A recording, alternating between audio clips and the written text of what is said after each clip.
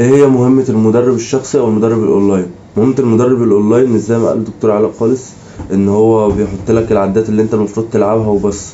لا، المدرب الاونلاين بيرسونال ترينر في الجيم، ليه مهمات تانية خالص وليه دور مهم جدا على فكرة، مش دوره مهمل زي ما الراجل ده بيقول كده. لو انت هتروح لمدرب عشان بس يقولك انت عايز تلعب كام عدة في الجيم، يبقى ده حاجة من اتنين: يا اما انت معاك فلوس عايز تخسرها وترميها في الارض مع حد مش فاهم، يا اما المدرب دوت ما بيفهمش وبيشتغل، وفي الحالتين انت الخسران. لو دور المدرب ان هو يقول لك تلعب كام عده، انت بكل سهوله ممكن تخش على كل الاجهزه 3 مجموعات في 10 عدات والموضوع خلص. اما بيجي اعمل لي او للمدربين عموما، بتكون مهمتي ان انا اعمل له نظام غذائي ونظام تمرين ونظام كارديو مناسبين ليه ولاحتياجاته ولاهدافه وكمان للحاجه اللي هو بيحبها. فانا بعمل حاجتين: اول حاجه ببعت له نموذج اسئله بيجاوب عليه، النموذج دوت بيوضح لي يومه بالكامل بيمشي ازاي، بيحب ياكل ايه، ما بيحبش ياكل ايه.